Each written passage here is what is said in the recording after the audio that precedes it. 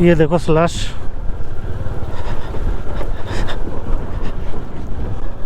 थोड़ा बहुत ही है क्योंकि यहाँ पे तो यहाँ देखो क्या लिखा हुआ है कि 500 water bottles are thrown out into Kaza every day, these structures contain 1100 bottles. तो इन्होंने 1100 वेस्ट बॉटल से ये स्ट्रक्चर बनाया है and it looks quite cool. मैं आपको यहाँ से दिखाता हूँ, ये देखो कितना कूल लग रहा है। इसमें 1100 वेस्ट पानी की बॉटल्स लगी हुई है। So this is a message just to let people know that daily 500-600 bottles जो है काजा में लोग फेंक देते हैं। So we have to keep Kaza clean and that is the reason this structure has been made with a message. I hope every one of us will follow this. 11 बज रहे हैं और अभी मैं निकल चुका हूँ यहाँ से। इस जो हॉस्टल में मैं रुका था, द बेस्ट पार्ट इज़ कि इनके पास रॉयल इनफील्ड का ना सर्विस सेंटर है नीचे, and this is the main Kaza entrance gate. उसके बगल में ही है। So location is amazing. यहाँ पे आके आप रुक सकते हो, बट मेक श्योर कि आप ऐसे टाइम पे आओ जब इनका वॉशरूम वगैरह चालू रहे, बिकॉज विंटर्स में थोड़ा ना दिक्कत रहता है। मैंने कुछ होम स्टेज में बात करी थी और उन्होंने बोला था कि नल वगैरह चालू नहीं रहता है, बट टॉयलेट सीट वगैरह चालू रहती है, बस बकेट यूज़ करना पड़ता है। And I was prepared for that. और जब मैंने मुस्टैच बुक किया तो मुझे लगा कि यहाँ पे भी सेम सिस्टम होगा। यहाँ पे बुक करके जब मैं आ गया तब पता चला कि यहाँ पे ड्राई टॉयलेट्स यूज़ करना पड़ेगा, पिट वाला, which is not every one's cup of tea. Hygiene issues भी होते हैं। सो कोई बात नहीं, होता है ये सब, तो मतलब ट्रैवलिंग का पार्ट है। मुझे तो कोई प्रॉब्लम वैसे है नहीं। और अब हम लोग यहाँ से निकल चुके हैं। 5 घंटे 10 मिनट दिखा रहा रिकांगपियो। यहाँ से 4:08 में पहुँच जाएंगे और ब्रेक लेके 5 बजे तक तो पहुँच ही जाएंगे। वैसे ही हमारी ट्रिप लंबी हो गई थी और स्पीति मैंने सोचा था नहीं करूँगा, बट फिर ये होता है ना कि इतनी दूर आने के बाद अगर आप स्पीति नहीं कर रहे हो तो फिर मज़ा नहीं आता है। तो मुझे एक बार आके देखना था कि प्लेस कैसा है, तो मज़ा आ गया। वैसे तो प्लेस बहुत अच्छा है, बहुत बढ़िया है, मज़ेदार है। थोड़ी सी मतलब विंटर्स में स्ट्रगल है, समर्स में तो कोई दिक्कत नहीं है, लेकिन समर्स में धूप होती है बहुत तेज़ यहाँ पे। और अभी टेम्परेचर -1 है, हालत ख़राब है बिल्कुल, हाथों में भी ठंड लग रही है काफ़ी। बट जैसे जैसे हम नीचे जाते रहेंगे वैसे वैसे ये टेम्परेचर थोड़ा बढ़ता जाएगा, तो हिसाब किताब सही हो जाएगा। मैप्स, जब तक मेरे पास उस दुकान वाले का सिम कार्ड था तब मैंने मैप्स ऑन कर लिया था और उसके बाद सिम कार्ड निकाल के उनको दे दिया। तो अभी क्या है कि मेरा ये जो नेविगेशन है ये चलता रहेगा ऑलमोस्ट रिकांगपियो तक।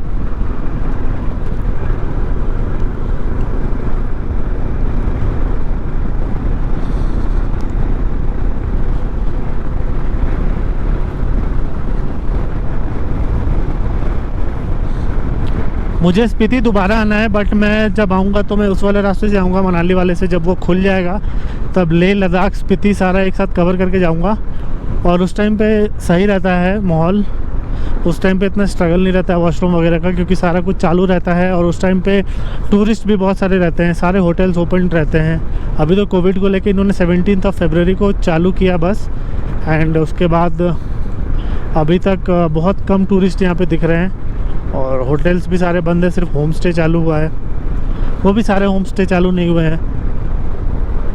माई initial plan was to book Zostel and stay in Zostel, क्योंकि इस एरिया में Zostel is a very good property, but Zostel is all closed up to 1 April. 2 April से दे विल ओपन अप। तो अगर आप अभी प्लान कर रहे हो तो आई वुड रिक्वेस्ट यू और I would suggest you to wait for some time and start planning the journey after 1 April, क्योंकि तब सारे होटल्स वगैरह खुल जाएंगे, तो स्ट्रगल नहीं रहेगा। सो ये नज़ारा कितना ज़बरदस्त आ रहा है, देखो ऐसे इधर बिल्कुल ड्राई माउंटेन्स हैं ब्राउन, और यहाँ पे सारे वाइट माउंटेन्स हैं, मतलब बर्फ़ वाले। बहुत सही नज़ारा आ रहा है बीच से, बिल्कुल रास्ता आइसोलेटेड गांव के बीच से। Amazing man, amazing.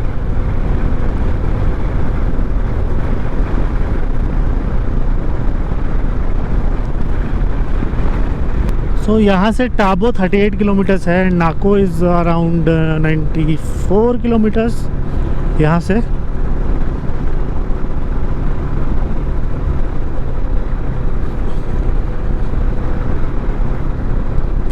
कुछ खा पी के नहीं चले हैं, आगे नाको में रुक के ही खाएंगे सीधा, क्योंकि यहाँ पे जल्दी से जल्दी निकलना था मुझे। सो के उठने में ही थोड़ा लेट हो गया।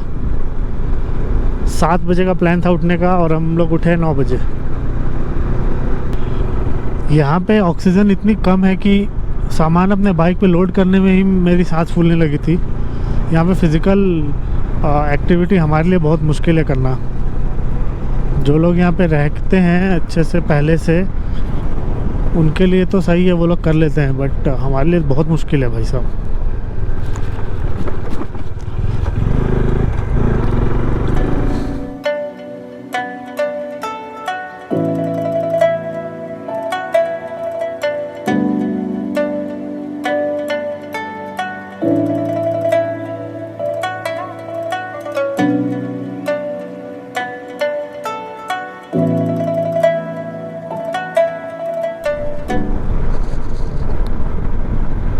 ये देखो, ये पत्थर जैसे तैसे यहाँ पे टिके हुए हैं, कभी भी ये रोड पे आके गिर सकते हैं। देखो जैसे यहाँ पे गिरे हुए हैं, और अगर इन्होंने रोड को जाम कर दिया ना, तो जब तक रोड क्लियर नहीं होगा बंदा फंस जाएगा, और चलते चलते में अगर पत्थर गिर गया तो he might fall also. So dangerous तो है भाई साहब, इसमें कोई डाउट नहीं है कि डेंजरस नहीं है। यहाँ पे जहाँ पे बड़े बड़े पत्थर हैं, यहाँ पे नेट्स लगाए हुए हैं, मतलब ये जो वायर होता है ना लोहे के वायर का नेट बना हुआ है पूरा, which is holding the stones. But ये पत्थर कल, ओहो ये देखो भाई साहब, तो ये पत्थर कल नहीं गिरे हुए थे, बट रात में शायद पत्थर गिरे हैं यहाँ पे, क्योंकि अभी ये लोग काफ़ी ज़्यादा साफ़ सफाई कर रहे हैं। इन्होंने पत्थर बहुत सारे हटा दिए हैं रोड से। इनकी भी मेहनत की दाद देनी पड़ेगी, इतने ऊपर आके इतना मेहनत वाला काम करना बहुत मुश्किल है। ये देखो पूरा इन्होंने क्लीन कर दिया है। डेफिनेटली रात में ना पत्थर गिरे हैं ऊपर से रोड पे। और यहाँ से 4 घंटे 18 मिनट और है रिकोंगपियो के लिए। 162 किलोमीटर्स है, 4:16 तक पहुँच जाएंगे। बट जैसे ही कुछ खाने का जॉइंट आएगा वहाँ रुक के ब्रेक ले लेंगे, तो आप लगा लो 5 बजे तक तो पहुँच ही जाएंगे।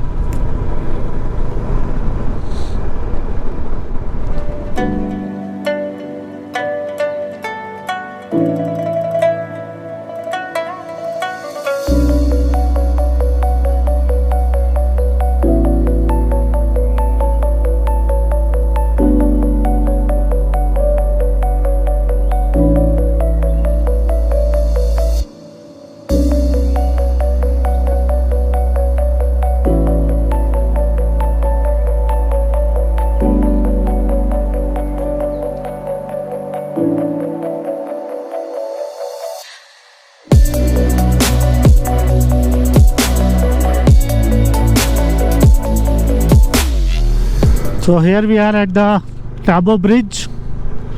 कितना सही लग रहा है, आवाज़ सुनो। डर ही लगता है भाई साहब। So we are crossing Tabo right now. यहाँ से 1 किलोमीटर दिखा रहा है गांव। इतने ये सारे दिख रहे हैं ना, ये सारे होम स्टेज हैं यहाँ पे, बट अभी शायद बंद है, क्योंकि मुझे लग नहीं रहा कोई भी चालू। एक आधा चालू होगा यहाँ पे, बाकी ऑलमोस्ट सारे बंद हैं। ये सब चालू होंगे 1 अप्रैल के बाद से।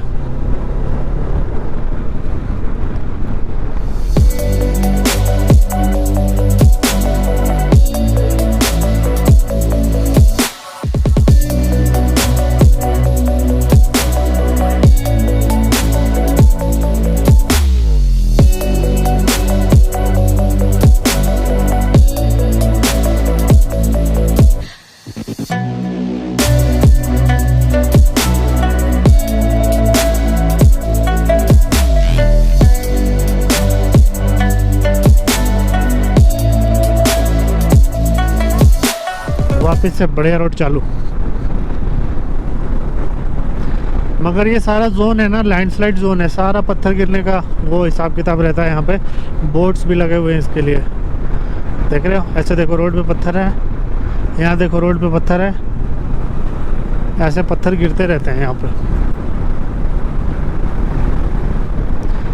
मुझे कब से मन कर रहा है रुक के फ़ोटो क्लिक करने का, लेकिन बस इसी चीज़ों की वजह से मैं रुक नहीं रहा हूँ।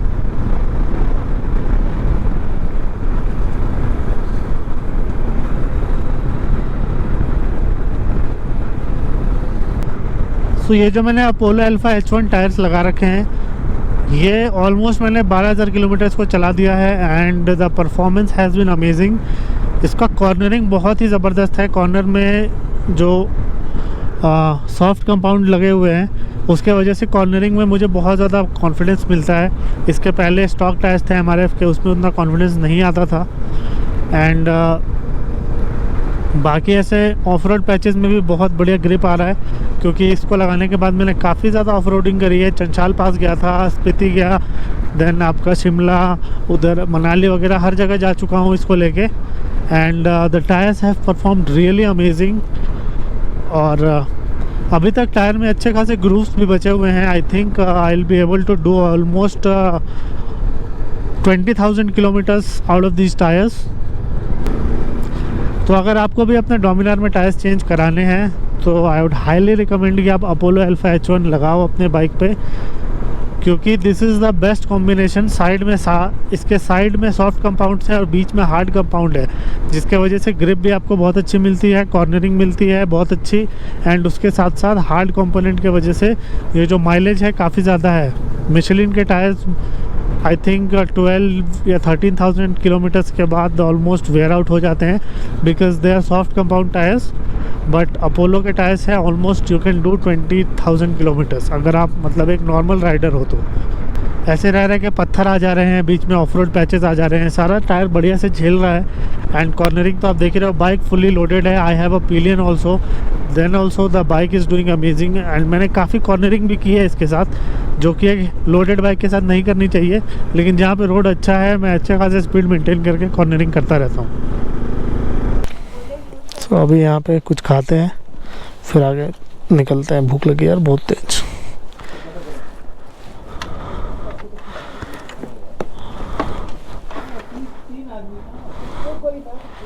सो अभी हम लोग रुके हैं ब्रेकफास्ट के लिए।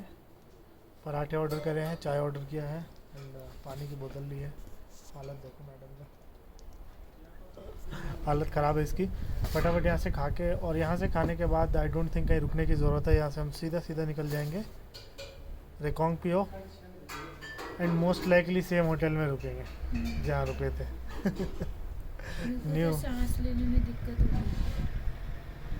वहाँ पे एक्लेटामाइज़ करने के लिए थोड़ा टाइम लगता है, 1-2 दिन लगता है। बट 1-2 दिन तो आपने देखा था ना मेरी कैसी हालत हो रही थी रात- हॉस्पिटल ले जाने वाली। रात में तो भाई बिल्कुल ऐसी सांस नहीं आ रही थी, हॉस्पिटल ले जाने वाली बात हो गई थी। इसलिए फिर मैंने कोई रिस्क नहीं लिया, वापस ही ले आया। बाद में नेक्स्ट टाइम बढ़िया से प्लान करके चले जाएंगे, कोई प्रॉब्लम मेरे नहीं को है। लेके आओगे? नहीं, तुम्हें लेके नहीं आऊँगा मैं। और जहाँ हम बैठे हैं खाने के लिए, वहाँ का व्यू देखो कितना ज़बरदस्त है। और ये अपनी बाइक यहाँ पे खड़ी है नज़र के सामने, और ये व्यू, और ये बीमार आदमी। इतने बढ़िया व्यूज़ और गरम गरम चाय, लेट्स एन्जॉय। और ये तो पोएम बन गया। हमारे पराठे आ गए, आलू के पराठे, ये राजमा है, चटनी, चाय, let's enjoy. Okay, so the breakfast is done. Time हो रहा है अराउंड 1:16, और यहाँ से और 3.5 घंटे लगने वाले हैं रेकोंग पियो जाने के लिए।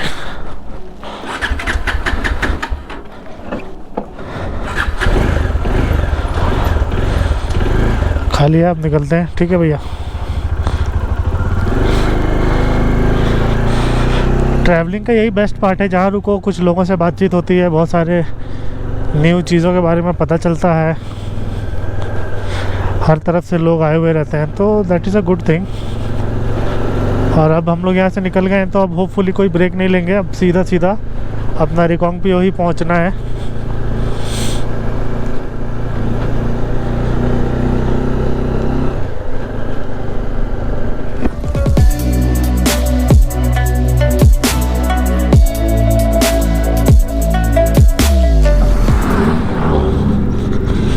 ये देखो, ऐसे बिल्कुल रोड छोड़ना पड़ जाता है, इतना नैरो है।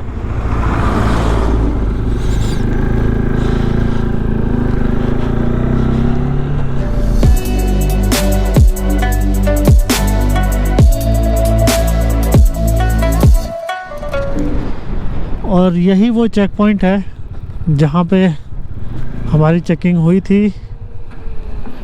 और अब दोबारा से आजा, चल दिल्ली चल मेरे साथ, रुक। वही सारे डिटेल्स जो आते वक्त लिए थे, वही डिटेल्स अभी भी लिए हैं। और यहाँ से देखो रिवर का क्या ज़बरदस्त व्यू आ रहा है।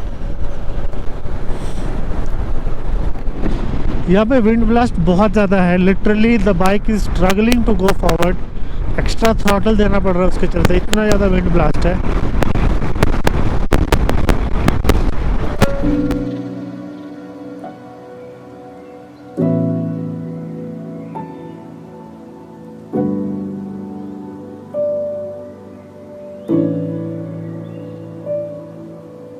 सो ये वही रास्ता है जहाँ पे कल मैप मेरे को लेफ़्ट और राइट दोनों दिखा रहा था। सो आगे कोई रोड नहीं है, हमें इधर से जाना है। और ये पूरा आइसोलेटेड पैच है, यहाँ पे बिल्कुल कुछ भी नहीं दिखेगा, मतलब एक बंदा तक नहीं दिखेगा, जो मतलब रोड पे जो काम कर रहे हैं ना लेबरर्स, वो भी नहीं दिखेंगे यहाँ पे। ऐसा बिल्कुल आइसोलेटेड पैच है ये।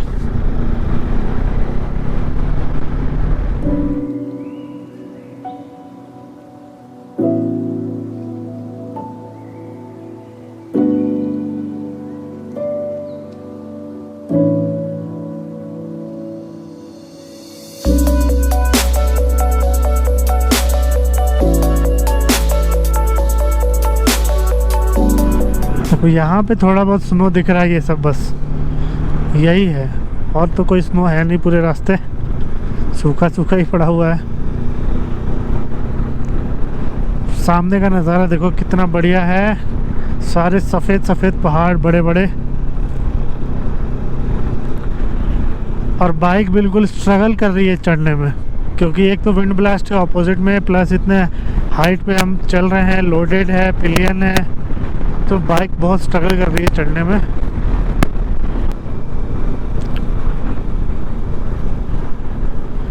मैं पिछले व्लॉग में इसी पैच के बारे में बोल रहा था कि ये बहुत ज़्यादा स्टीप है, यहाँ पे चढ़ाना थोड़ा मुश्किल हो सकता है।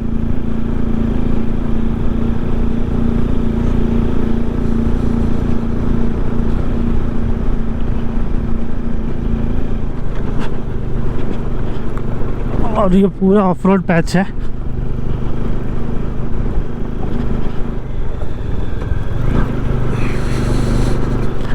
आई डोंट नो ये रास्ता इतना सुनसान क्यों है, एक भी बंदा नहीं दिखता है। नीचे तो गाड़ियाँ इतनी सारी दिखती है, ऊपर भी दिखती है, तो गाड़ी आती किधर से है? क्योंकि this is a national highway 505।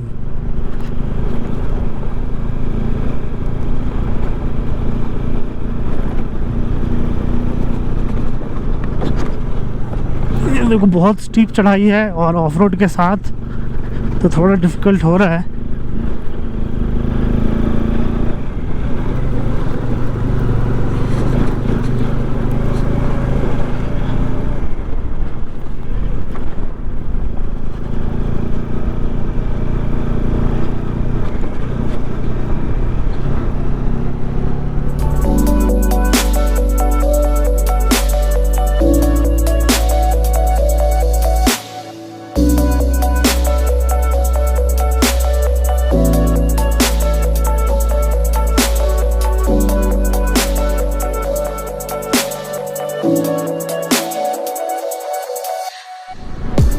ये देखो, ये देखो,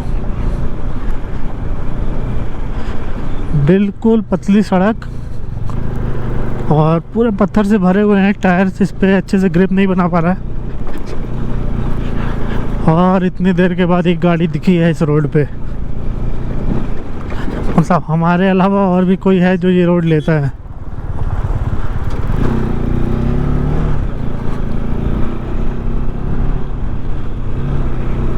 स्लश में बाइक निकालना थोड़ा डिफ़िकल्ट है, पत्थर भी गिर रहे हैं ऊपर से। ओहो हो, this is where I was telling कि अपोलो का ग्रिप अच्छा है, बिकॉज MRF में मुझे इतना कॉन्फिडेंस नहीं आता था। और आगे कल भी यहाँ पे काम चल रहा था, आज भी चल रहा है।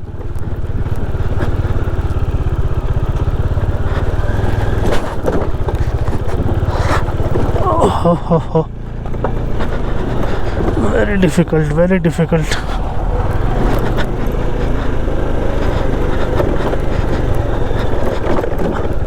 बट ठीक है, my tyres did a good job I think.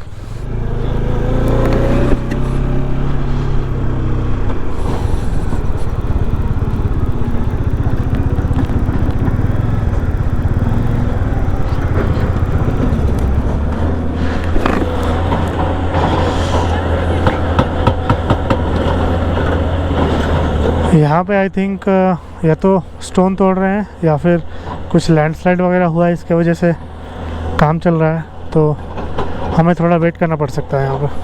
15 minute हो गए हमें रुके हुए यहाँ पे, और JCB की खुदाई अभी भी चालू है। रॉक्स तोड़ रहे हैं, और ये रॉक ब्रेकर है जो रॉक तोड़ रहा है, एंड पीछे JCB है जो उसको साइड कर रहा है।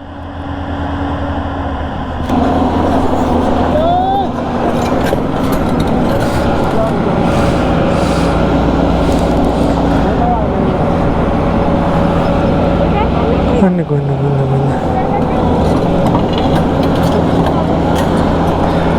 इसको पत्थर को हटाना पड़ेगा भैया। किधर किधर लगाऊं?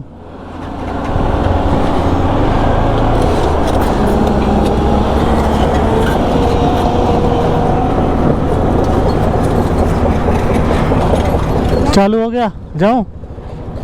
आज तो ले लिया था भाई मुझे।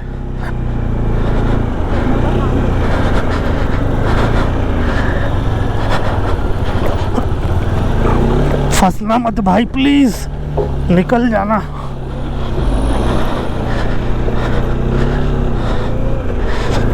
आज तो लिटरली काम हो गया था। वो जो रॉक ब्रेकर है वो पीछे आ रहा था, एंड हमें पता भी नहीं लगा कि हम जहाँ पे खड़े वहीं पे आ रहा है। और हमें किसी ने बताया भी नहीं। जो बंदा नीचे खड़ा था उसने भी मतलब बिल्कुल भी गाइड नहीं किया हमें भी कि मतलब आप आगे पीछे कर लो या कहीं पे कर लो, वरना मैं बाइक आगे पीछे कर लेता। आज तो लिटरली टाइम पे मैंने बाइक थोड़ी सी आगे कर दी और बच गए, वरना मेरा लेफ़्ट लेग और बाइक का लेफ़्ट पार्ट पूरा चला जाता।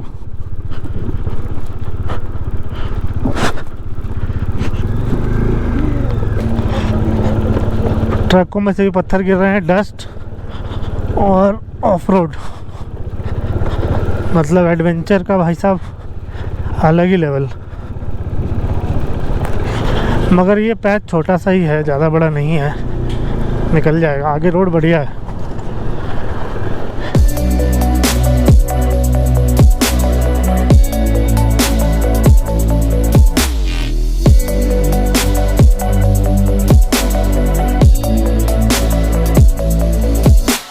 ये देखो स्लश,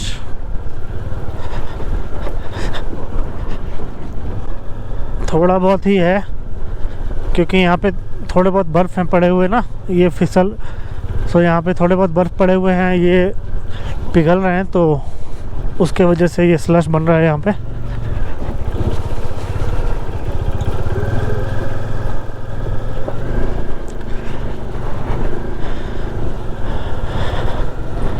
और यहाँ पे रोड का काम भी चल रहा है। 2 घंटे 23 मिनट यहाँ से 94 किलोमीटर्स है। शाम के 5:15 तक पहुँच जाएंगे एज़ पर गूगल माता। अब देखते हैं कितने बजे तक पहुँचते हैं, क्योंकि रास्ते में बहुत डिले हो रहा है। जहाँ पे काम वाम चल रहा है 2 जगह ऑलरेडी डिले हो गया, आगे एक जगह और डिले होने के चांसेस हैं। लेट्स होप कि ना हो।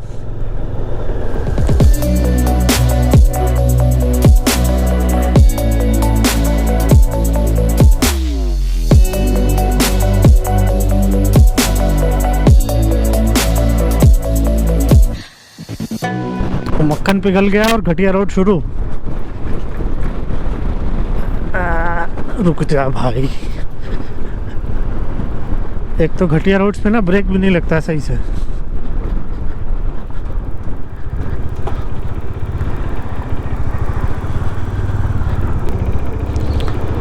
बस वाले एकदम बढ़िया से धीरे धीरे ऑफ रोड करते हुए चलते हैं।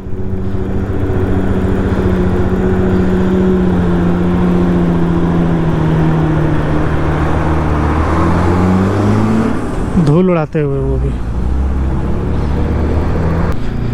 सो यही एक पैच बचा है निकालने के लिए। उसके बाद ऐसे पैचेस मोस्ट लाइकली नहीं आएंगे।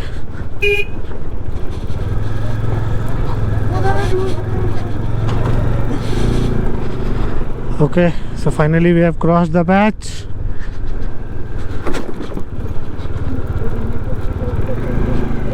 हाँ, बहुत सरप्राइजेस हैं यहाँ पे यार। अभी पास नहीं हुआ है पैच, अभी बाकी है।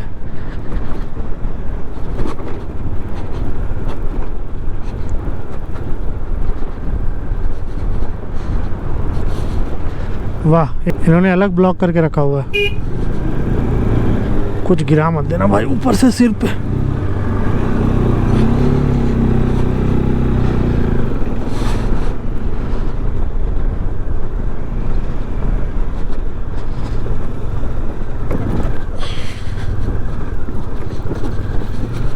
सो we are in Dabling right now और यहाँ पे पुलिस चेक पोस्ट है और दोबारा से हमारा रजिस्ट्रेशन या फिर जो भी डिटेल्स लेते हैं वो हो रहा है।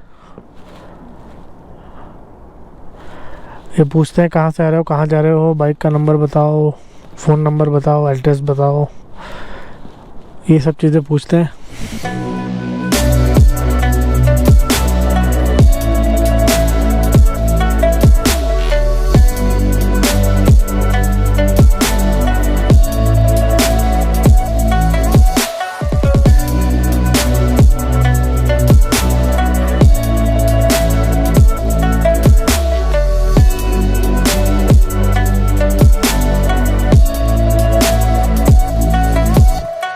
ओके, सो यहाँ से 32 मिनट्स लगने वाले हैं। 14 किलोमीटर बाकी है। और ये देखो of road and iron bridge.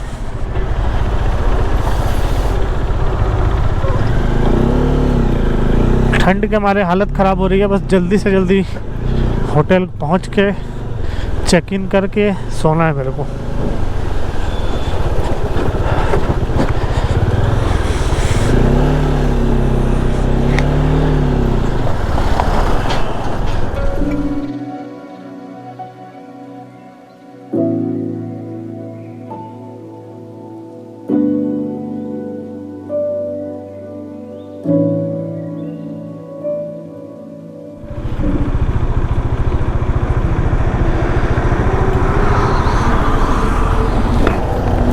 चलो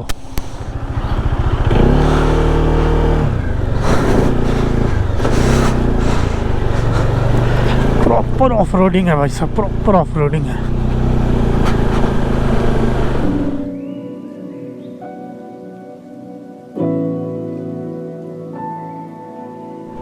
Okay, so it's 5 PM in the evening and we have reached Rekongpyo right now. और अभी यहाँ पे कुछ खाएंगे, बहुत भूख लगी है। And most likely will go to the same hotel जहाँ हमने रूम लिया था, है ना?